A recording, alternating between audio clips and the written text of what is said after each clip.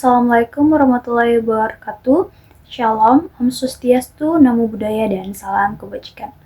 Perkenalkan, nama saya Windy Baraktau dengan NIM 230608501006 dengan jurusan Pendidikan Antropologi Fakultas Ilmu Sosial dan Hukum. Adanya video kali ini adalah salah satu pemenuhan tugas dari mata kuliah studi pustaka mandiri, di mana pada kesempatan ini juga saya akan membahas sebuah buku antropologi yang sangat terkenal, yaitu Manusia Bugis dari karya Christian Pelleras. Dalam buku ini merupakan salah satu penelitian panjang yang mengupas secara mendalam tentang kehidupan, budaya, dan cara pandang orang Bugis di Sulawesi Selatan. Dalam video ini juga saya akan mereview isi buku dari halaman 1 sampai 170 dengan bahasa yang lebih sederhana agar lebih mudah dipahami. Buku ini dikenal luas sebagai karya monumental karena mengulas secara mendalam tentang siapa orang Bugis, bagaimana sejarah mereka terbentuk, nilai-nilai apa yang mereka junjung tinggi, dan bagaimana mereka beradaptasi dalam arus sejarah.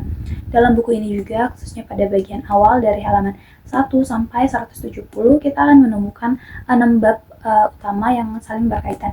Keenam bab ini membentuk gambaran utuh mengenai manusia Bugis, mulai dari pendahuluan, tentang identitas mereka, kemudian mitologi dan asal-usul sejarah kerajaan awal, proses islamisasi, struktur sosial, hingga nilai Sirina Pace dan tradisi merantau. Keenam bab inilah yang akan saya bahas satu persatu dalam video ini. Buku Manusia Bugis karya Christian Pelleras hadir untuk memberikan pemahaman secara menyeluruh tentang masyarakat Bugis, di mana Christian Pelleras adalah seorang antropolog asal Prancis yang mengabdikan puluhan tahun hidupnya untuk meneliti masyarakat Bugis. Hasil penelitiannya ini kemudian dituangkan dalam buku ini, yang kemudian juga dianggap sebagai salah satu karya paling otoritatif tentang manusia Bugis.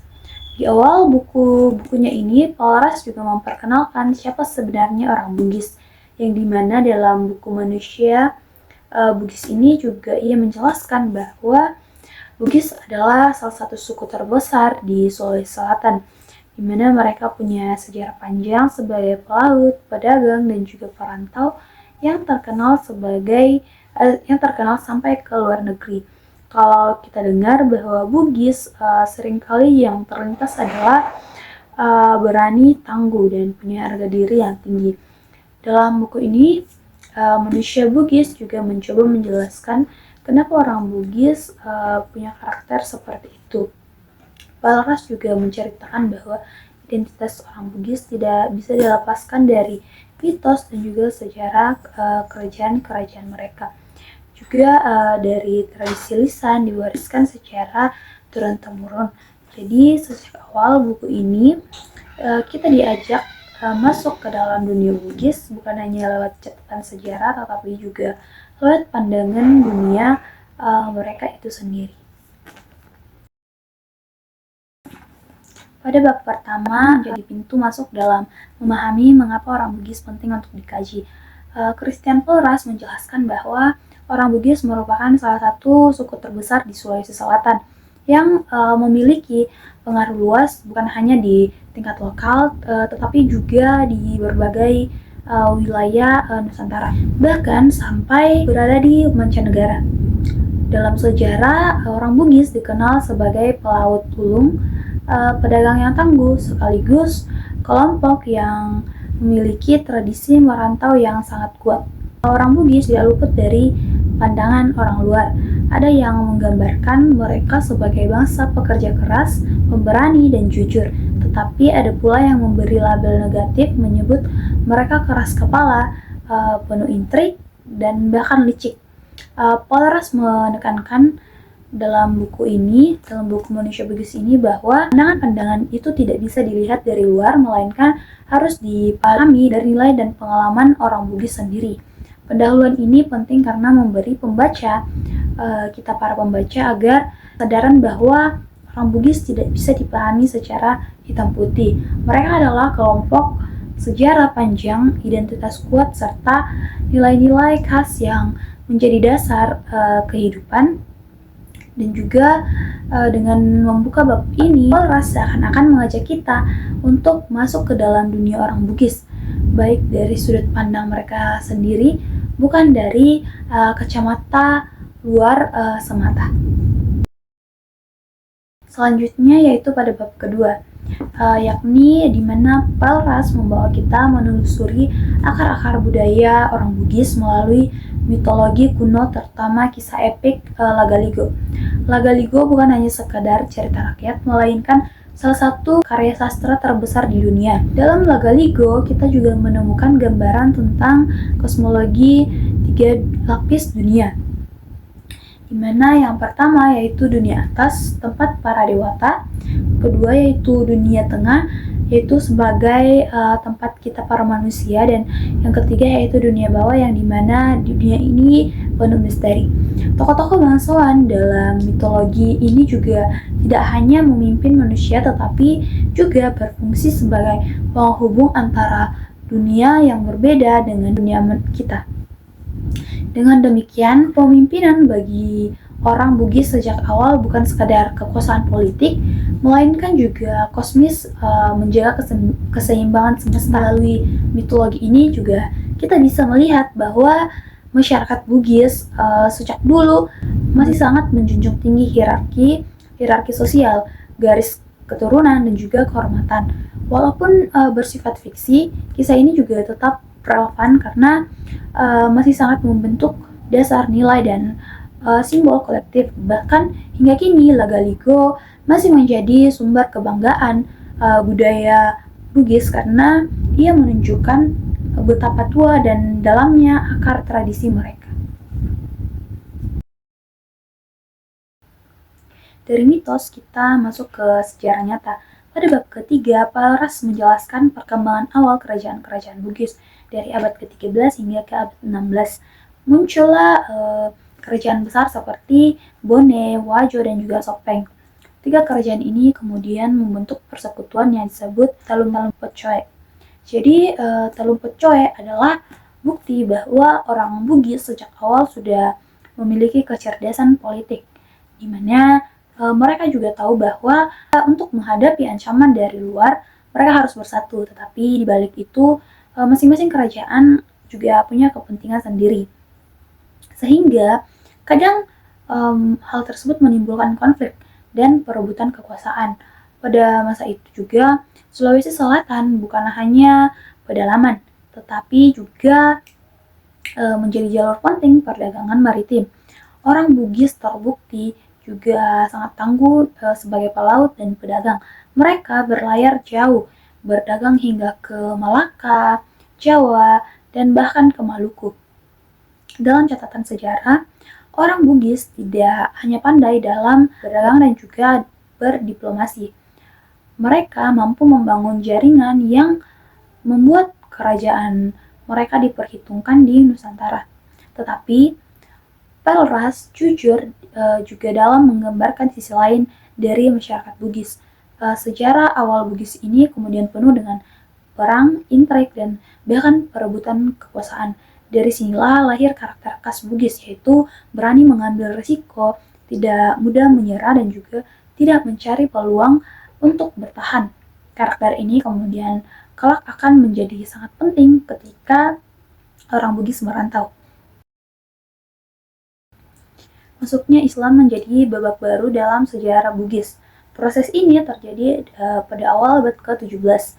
Islam datang melalui pedagang dan juga ulama, tetapi baru benar-benar menerima Islam setelah kerajaan besar seperti Goa dan Bone masuk ke dalam Islam.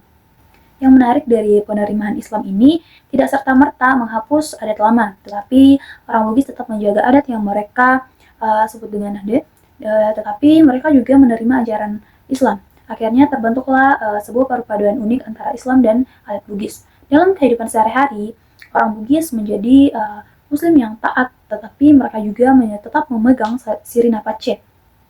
Islam memperkuat identitas mereka sekaligus membuka jalan yang lebih luas untuk berdagang dan juga merantau.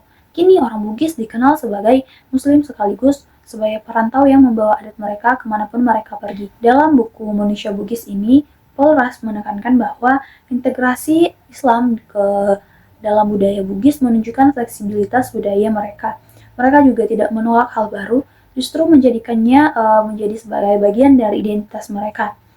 Ini juga menjadi salah satu alasan mereka mengapa orang Bugis bisa bertahan menghadapi perubahan zaman dan menjadi identitas baru sebagai Muslim. Mereka semakin berani berdagang lintas wilayah, menjalin hubungan dengan kerajaan lain, bahkan hingga keluar Nusantara. Dari sinilah kita juga dapat melihat bahwa fleksibilitas budaya Bugis, mereka juga mampu menyerap ajaran baru tanpa kehilangan jati diri, justru menjadikannya sumber kekuatan baru. Bab kelima yaitu mengulas struktur sosial masyarakat Bugis, di mana sistem sosial ini mereka terbagi jelas menjadi 3 lapisan bangsawan. Yang pertama yaitu bangsawan atau arung, terus yang kedua yaitu orang merdeka atau pemerdeka, dan yang ketiga budak atau ata. Kelas sosial ini berpengaruh besar pada kehidupan sehari-hari, mulai dari pola pernikahan, sistem pemerintahan, hingga hubungan antar individu. Namun yang menjadi inti dari struktur sosial ini adalah nilai siri. Siri adalah harga diri dan kehormatan orang yang wajib dijaga. Siri ini tidak hanya berarti rasa malu, melainkan prinsip hidup yang menentukan martabat seseorang. Orang Bugis juga rela berkorban, bahkan berkonflik demi menjaga siri.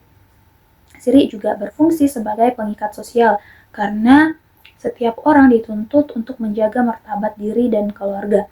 Dengan demikian, struktur sosial Bugis tidak hanya soal stratifikasi, tetapi juga soal nilai moral yang mengatur perilaku siri. Bab terakhir pada bagian ini juga semakin menegaskan identitas Bugis, yaitu di mana siri sebagai harga diri dan pece sebagai rasa empati atau solidaritas menjadi 2 nilai utama yang membentuk manusia Bugis. Jika siri menjaga kehormatan individu, maka pece memastikan kebersamaan dan gotong royong tetap ada. Nilai-nilai ini juga berkaitan erat dengan tradisi merantau, di mana merantau bagi masyarakat Bugis, bagi orang Bugis, bukan hanya soal ekonomi tetapi juga soal siri, di mana seorang pemuda Bugis merasa perlu merantau untuk membuktikan dirinya, menunjukkan bahwa ia bisa mandiri dan membawa nama baik keluarga. Dalam perantauan, pece juga hadir sebagai pengikat, karena orang Bugis di tanah rantau biasanya mereka saling membantu satu sama yang lain. Tradisi merantau ini juga membuat diaspora Bugis tersebar luas. Kita bisa melihat dan menemukan orang Bugis dimanapun, contohnya seperti di Kalimantan, Sumatera, Maluku, Papua, Malaysia, Singapura, hingga ke Australia. Tetapi dimanapun mereka berada, mereka tetap Bugis. Mereka tetap membawa sirine pace dan adat istiadat. Inilah kekuatan orang Bugis, mampu hidup di tanah orang tetapi tidak kehilangan identitas mereka sendiri. Dari halaman 1 sampai 170 buku Manusia Bugis karya Christian Pelleras ini memberikan gambaran utuh tentang siapa manusia Bugis, dari mitologi Lagaligo hingga sejarah kerajaan, dari islamisasi hingga struktur sosial, dari siri hingga merantau, semuanya membentuk identitas yang kuat. Pelleras juga berhasil menunjukkan bahwa Bugis bukan hanya sebagai kelompok etnis di Sulawesi Selatan, tetapi juga menjadi bagian penting dari sejarah Nusantara. Identitas mereka ini juga dibentuk oleh sejarah panjang, oleh nilai siri dan juga pace, serta oleh tradisi merantau mereka, yang dimana mereka selalu hadir di banyak tempat. Dan dalam buku Manusia Bugis ini juga mengajarkan kita bahwa identitas budaya bisa bertahan jika nilai dasar yang kuat. Dan orang Bugis adalah salah satu contoh nyata, walaupun hidup di dalam zaman yang berubah, mereka tetap Bugis dengan sirine pace dan juga tetap semangat dalam merantau. Jadi sejak awal buku ini juga mengajak kita untuk masuk ke dalam dunia Bugis, bukan hanya lewat catatan sejarah tetapi juga lewat pandangan dunia.